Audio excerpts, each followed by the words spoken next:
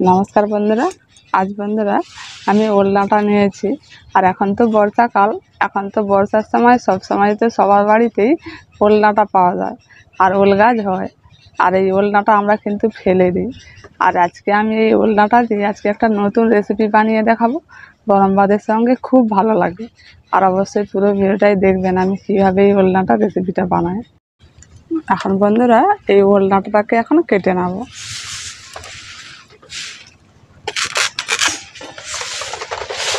এই যে মোটা ডাঁটাটা, এই ডাঁটাটাই কিন্তু নিতে হবে।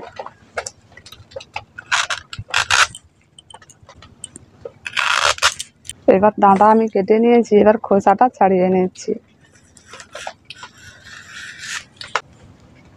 এই ওল ডাঁটা রেসিপিটা একেবারে ছাতুর রেসিপির মতো লাগে। এই ওল ডাঁটা বলে বুঝতেই পারবে না।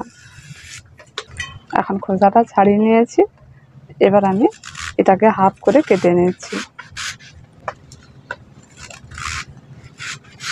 হাফ করে কেটে সরু সরু লম্বা লম্বা করে কেটে নিচ্ছি।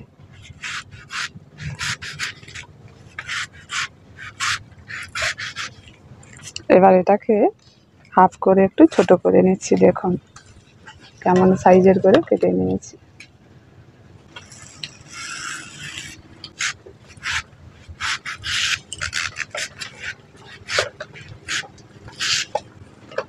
দেখুন যতটা শুরু করবেন তত কিন্তু ভালো, সেদ্ধটা ভালো হবে।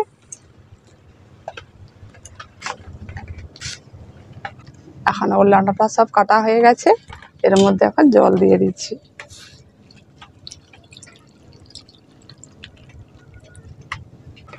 এই ওল ডাঁটাগুলো সেদ্ধ করার জন্য কড়াটা বসিয়ে দিচ্ছি।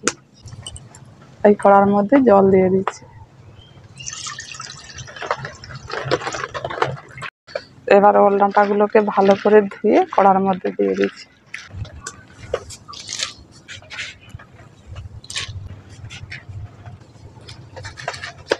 ওল ডাঁটাগুলোকে একটু ভালো করে সেদ্ধ করে নেব। এবার ঢাকনাটা চাপা দিয়ে দিচ্ছি। ঢাকা দিয়ে সিদ্ধ করলে তাড়াতাড়ি হয়ে যাবে। ওলনাটা সেদ্ধ করার জন্য একটু বেশি করে জল দিতে হবে, যাতে একটু সেদ্ধর পর আবার জল থাকে, সেই জলটাকে কিন্তু গেলে ফেলে দিতে হবে। এই ওলনাটার মধ্যে আমি নারকেল কুড়ো দেবো, তাই একটু নারকেল কুড়ে নিচ্ছি।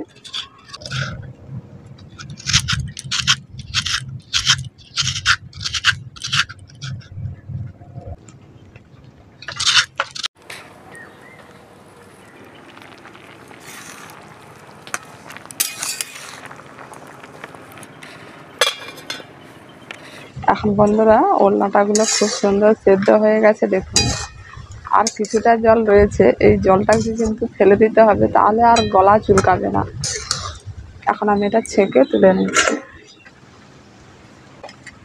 জলটা কেমন কালো দেখুন, এইরকম কালো জল বেরিয়ে যাচ্ছে, তখন আর গলা চুলকাবে না।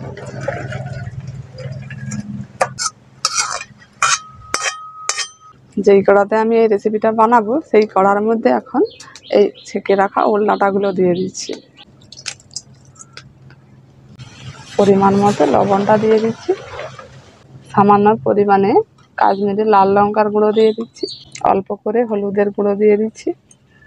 কাঁচা লঙ্কা আর সরষে বাটা। আমি হলুদ সরষে দিয়েছি, আপনারা কালো সরষেও দিতে পারেন। কাজু বাদাম আর পোস্ত বাটা একসঙ্গে বেটে নিয়েছি। নারকেল কুড়ো 1 কাপের মতো। সরষের তেল দিয়ে দিচ্ছি 3 থেকে 4 চামচের মতো। এটা যা খেতে লাগবে না, এটা দিয়েই সব ভাত খাওয়া হয়ে যাবে। এবার একসঙ্গে খুব ভালো করে মাখিয়ে নিচ্ছি।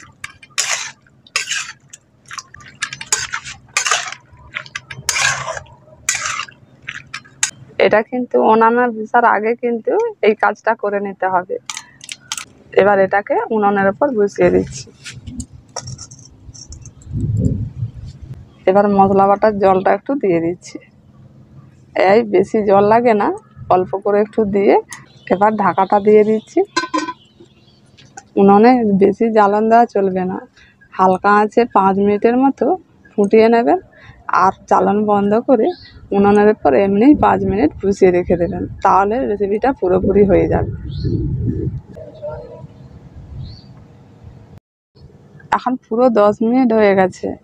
এবার ঢাকাটা খুলে নিচ্ছি। দেখুন যে রসটা ছিল পুরো শুকনো হয়ে গেছে আর খুব সুন্দর একটা গন্ধ বেরিয়ে যাচ্ছে। এবার এটা পুরোপুরি হয়ে গেছে, এবার নামিয়ে নিচ্ছি। এই দেখুন পুরো শুকনো শুকনো হয়ে গেছে, গন্ধটা যা উঠছে না।